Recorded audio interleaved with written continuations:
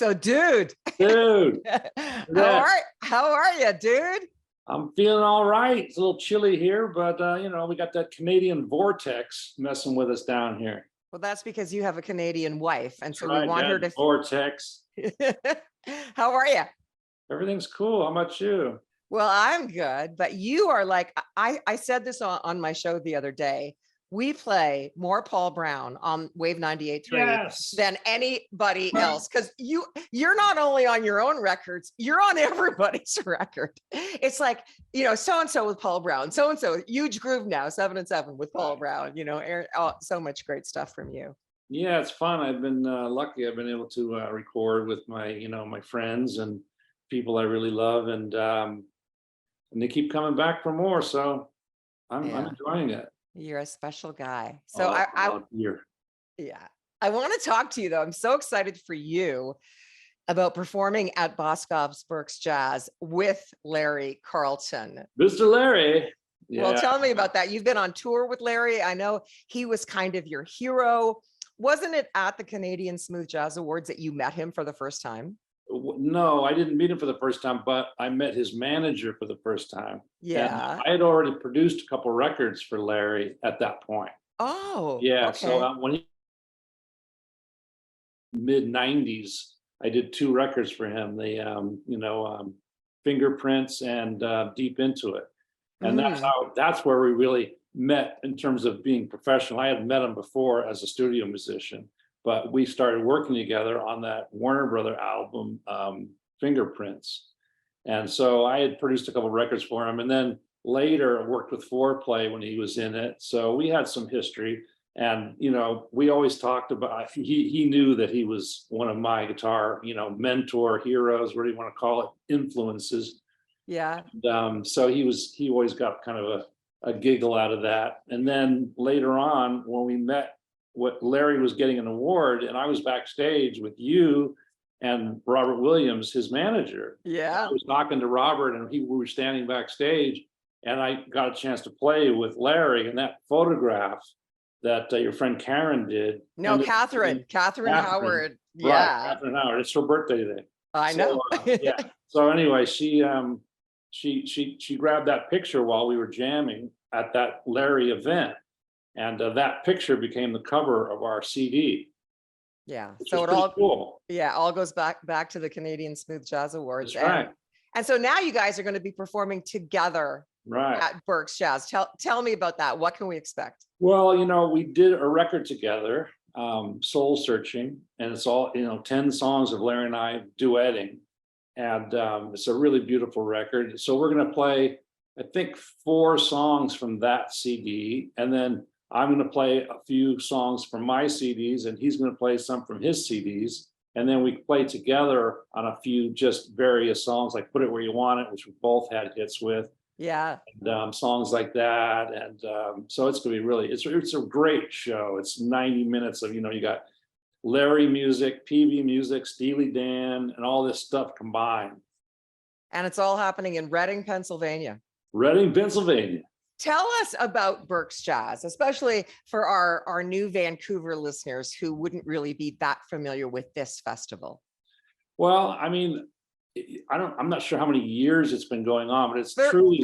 I wrote it down, 32 years. Oh, I don't know where my notes are, but yeah, 30. I mean, John, this 31. This guy, John Ernesto, he's just a music lover and a jazz lover. And he's been putting this thing on in Reading, which is kind of an unlikely place, but it's over like a month or 3 weekends, I believe. And there's more than one venue.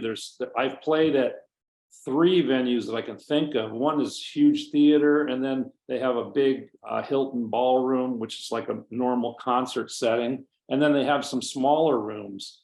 And you can see, various artists from like hardcore jazz to smooth jazz and the biggest names. So, and the night that Larry and I are playing, Gerald Albright's also playing. Mm-hmm. So it's gonna be, that's on one ticket. The 3 of us. So that's nice. That's a big ticket. I see that Brian Culbertson is doing opening night, and I'm also really thrilled that Rob and Tony 480 East are going to be there too. So it's nice to have some Canadian representation. And the other thing is they have jam nights And so like anybody who's in Reading at the time, because it's kind of small, gets invited to this jam. So one night you'll be there, you'll see Brian Culberson or me and Larry. I mean, it's great. Yeah, yeah. So who are you most looking forward to seeing? I know, of course, obviously looking forward to playing with Larry, but who Yeah, I do you mean, I want to really see? like.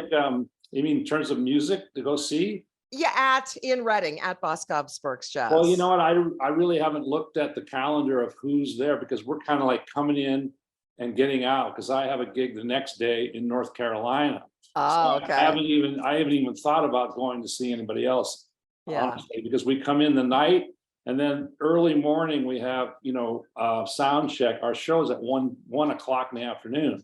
So Gotcha. we're gonna get there at night, go in there in the morning, do our show, go have something to eat, go back to, then leave the next morning. So I don't know. I'm hopefully going to see somebody that evening that we play. Right. I'm going to like stay and watch Gerald Albright. He's one of my favorites, and we'll see who else is in town. It's fun. It's a fun hang. All the Yeah. musicians kind of gather in a few bars, and you can come and have drinks with a lot of the artists, and everybody's kind of hanging out. It's almost like being on a cruise where that environment is kind of like a bubble of Right.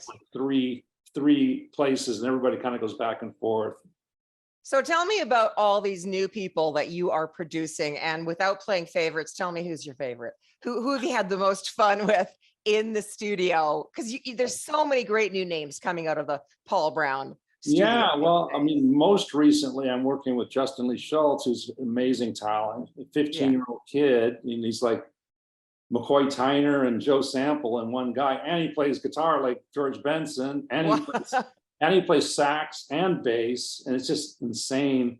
He's great, and I'm working with Richard Elliott right now, and, a singer-songwriter, unsigned singer-songwriter, who's kind of in the we call her Trailer Swift, but she's a tall, blonde, 30-year-old girl who writes amazing songs and sings her ass off. And so that's going to be coming soon. What's her name?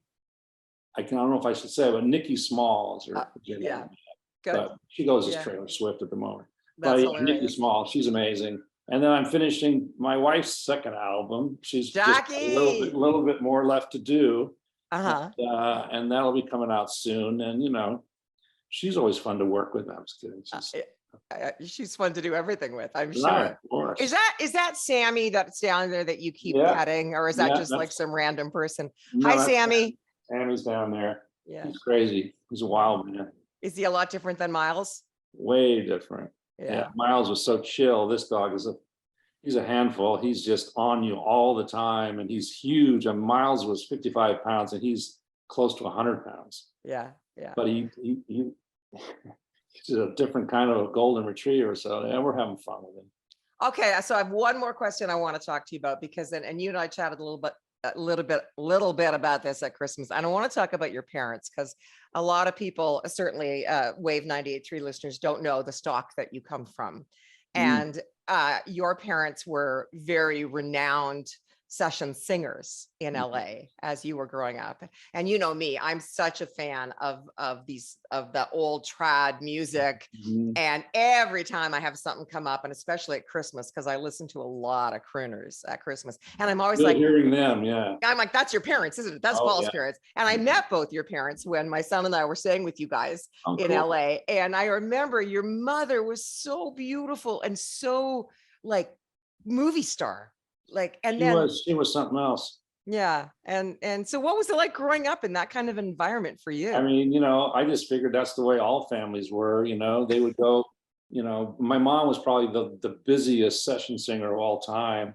And a lot of people will know her voice from, Rise from Lonely San Francisco Treat. She did that for 50 years. That was her voice. And, Flintstones Meet, the original, that's wow. And, Batman. Pretty much anything recorded back then in television, radio, film, whatever, was them singing. They met in the Meltones, so they were both Meltones. Wow. And, on and on. They sang with Sinatra and Bing Crosby and Elvis and Barbra Streisand. Pretty much the cream of the crop. And that's all they ever did. For my mom sang for 8 decades. She in her 90s, she was still singing with the King Sisters live. She was performing at 92 here in, you know, Catalina Bar and Grill. And my dad was still, you know, very active, not doing live shows, but still singing, arranging until he went at 91. She made it to 94. Wow.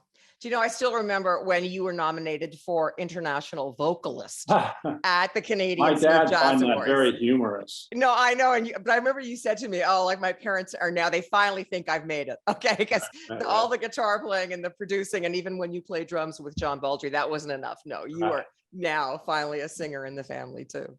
That's great. That's funny. Yeah, my dad wasn't a huge fan of my singing, as a lot of people aren't. But no, it's not he true. always joke. He would always joke with me. You know, talent skips a generation. Yeah, no, that's not Dad. true. As a matter of fact, back before Valentine's Day, Mary Kirk, who of course is one of our fearless leaders, she asked me for a list of what I would think were our 10 best romantic songs that we play on the Wave.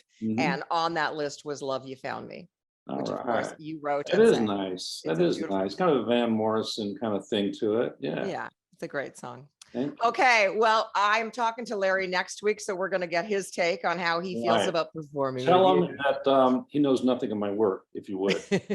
Okay, and looking forward to Boscov Berks Jazz Fest and you and Larry performing and seeing pictures and video and you having a great time. You're not going to be there?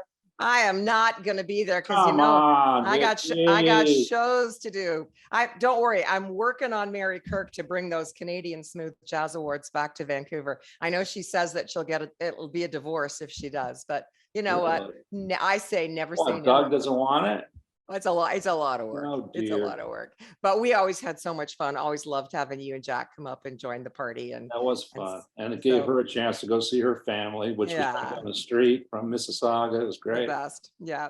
All right. Well, thanks so much, Paula Brown. See you at Berks Jazz Fest. Okay. Bye.